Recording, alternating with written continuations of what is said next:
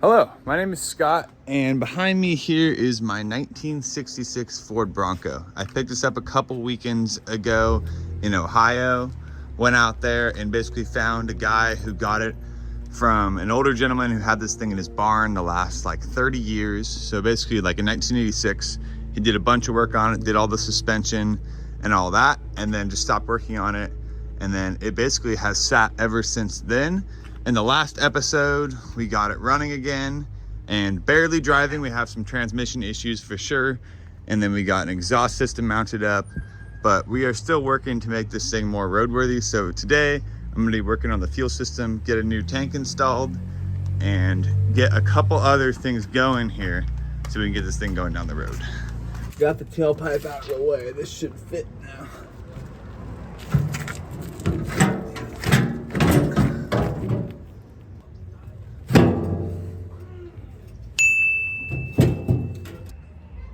Got it up there with a ratchet strap, got this other metal strap across. Now I just need to get the exhaust system all hooked back up so I can put the nuts and bolts back on. Good morning. Yesterday I finished getting this tank all mounted. It got pretty dark, so I just stopped filming. But today I'm gonna get this fuel line all hooked up, and I'm putting on a new fuel line instead of using this old little plastic one, because I think it's kind of clogged. So we'll stick this on there, and then I'm just gonna follow the route that this one took. While routing this fuel line down here, I'm trying to keep it as far away from the exhaust system as possible. And for just this reason, I just found a brake line that's been up against this exhaust manifold, and it's almost completely compromised. So I'm gonna have to get a new hose probably here. This is super dangerous, because the way I understand it is if you lose like any of these lines, all the pressure will go to wherever you have the hole, and then you'll have no brakes, and then you'll die.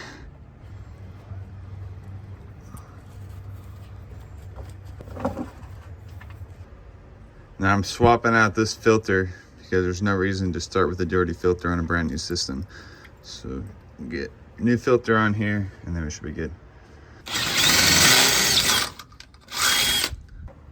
Someone in like 100 years is gonna be wondering, why is there a hole in the shock tower? And it is because I needed to zip tie that brake line just further away from this exhaust manifold as a temporary solution, but I definitely want to replace it. And also, in terms of brakes, the emergency brake does not work right now, and it's just fully disconnected all over the place. Cables are just hanging everywhere. And I was like, I'm not really gonna worry about it, but maybe I should worry about it based on the current brake situation we have. We're gonna do a little fluids change on this thing. I'm gonna add some more power steering fluid. It's all ended up down here, and supposedly this stuff has stop leak, so we'll see if that helps any. I'm not sure how much this is gonna take, but I'm just gonna put some in here. Starting by just putting some PV Blaster around this oil drain here, help free it up. Look how well that stuff works.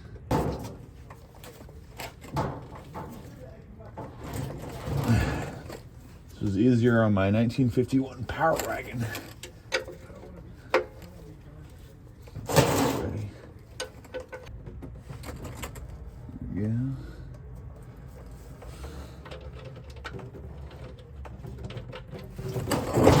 Missed it again.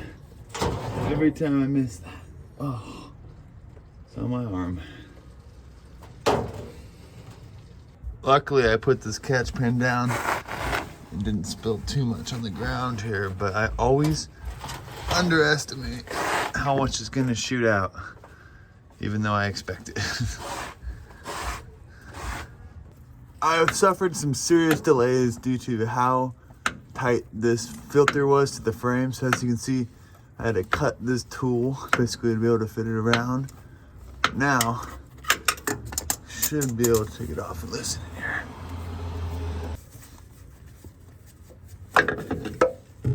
Yeah.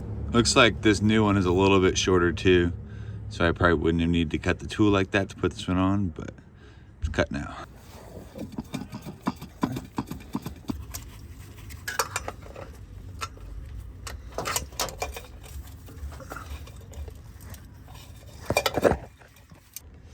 Okay, last step is fill it up with oil.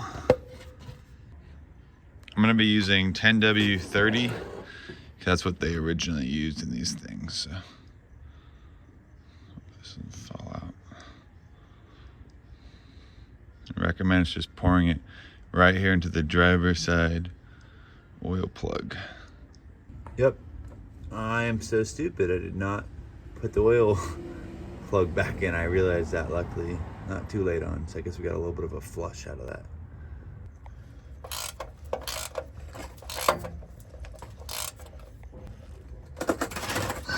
There we go. Might have to grab one more quart now and top it off, but there we go. Oil's changed. Just threw another quart in since we probably lost about a quart last night with having that open while I was filling it up, but it doesn't look like it's dripping, which is good. So today I want to get this seat mounted up. I have it probably a little bit further back than it would have come factory, but I have long legs, and most people I know have pretty long legs, so I think that's about where I want it.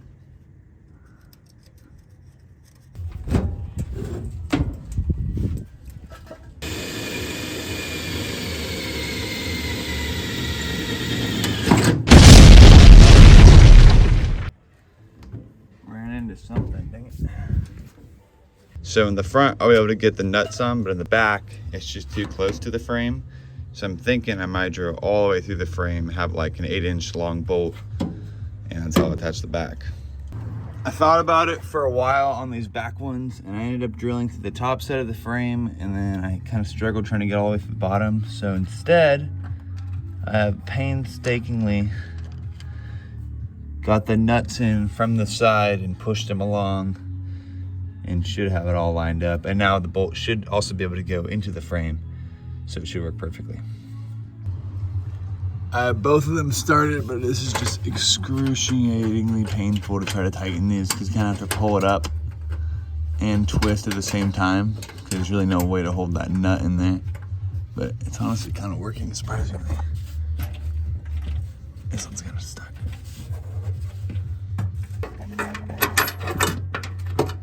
These front ones are luckily a lot easier, as you can see, versus the back ones, which are like right through this cross member into the frame. Basically an impossible location.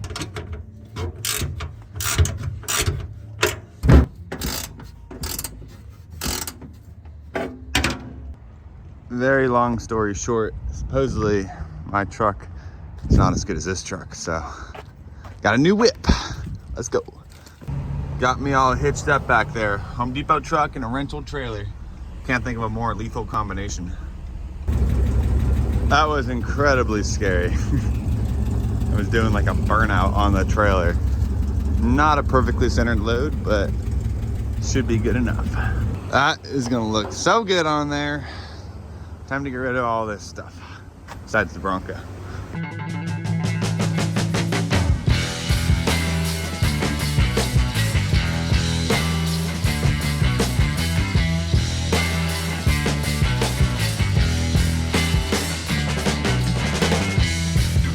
Yeah, this will probably be the final day I'm working on this in this video. I'm just doing a lot of electrical work. Got the horn working, and then turn indicators work, brake lights work, lights work. But one thing I can't get to work is the temperature thing on there. Temperature reading, temperature scale, no. Thermometer, no. Temperature gauge. Part of the issue is there's a lot of different variables, so I'm just trying to eliminate them. But it also could be multiple things, like this, the gauge could be broken and the sending unit could be broken, so I just don't know. And that's what happens when you work on a 56-year-old car. So we're gonna try to go directly from the negative all the way to the gauge without using any of the connectors and see if that fixes it. I just took the hot wire off of the fuel gauge for no works, put it onto the temperature gauge, because those are all daisy chained together. And now we're gonna take our ground and stick it on the back of the terminal here. Good solid connection. And you can see nothing's happening. So I think the gauge is toast. All right, well, since I wasn't able to do that, I want to try and put on the windshield latch. So believe it or not, on this thing, basically it's these two knobs and the windshield will fold down. But since the windshield and the hood were replaced with a later model, it no longer has the little latch. I'll put a picture here of what it used to look like. So I went and bought this little catch in this guy. So I'll have to weld that onto the windshield frame, and then this will basically go through the hood. Just kind of figured out where the center of my hood is, and I'm realizing quickly I don't have any windshield wipers. And the reason why they probably phased out this idea, besides the fact that that's pretty ridiculous that you can just fold down your windshield, is that the window wipers are going to be in the way. But I don't really care, and that sounds kind of stupid, but like, I don't think I need windshield wipers. Why would I be driving this thing in the rain? Like, that's going to be my least worry, is having windshield wipers, at least for now. So I am just going to put it wherever it needs to be, and if that's blocking the windshield wipers, so be it.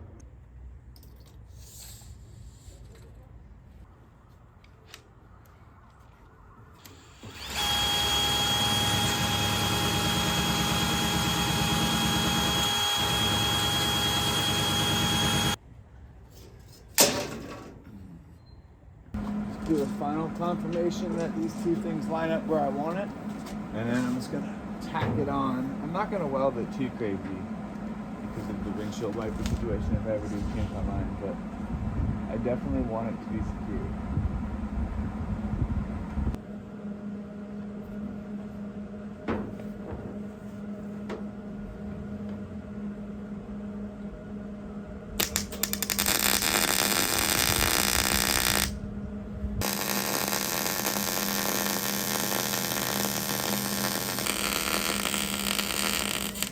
Now I just need to mark where this goes. I'm kind of eyeballing this, which is a little scary. But always could drill more holes in my hood, right? So it's gonna go right there and right there.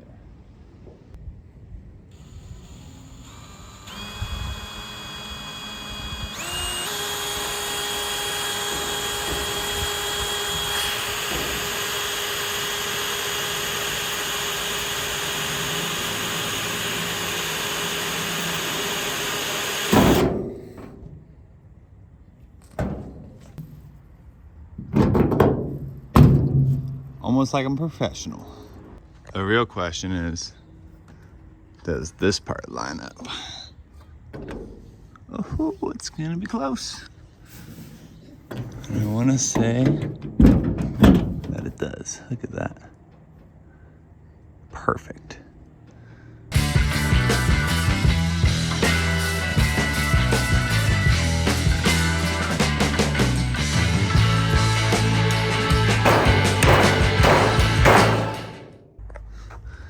I don't know why this is such a fun idea to me, but I think it's pretty sick. So let's go to the beach.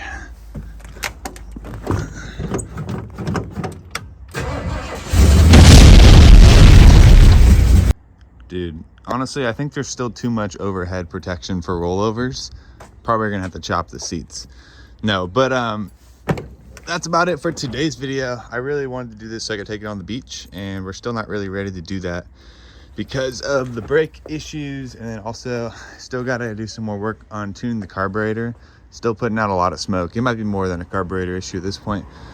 And then I have some transmission issues where it like doesn't really stay in gear, or doesn't, like, you can do that and basically like the throttle cable is just not really synced up too well with the transmission, so I got to look at that.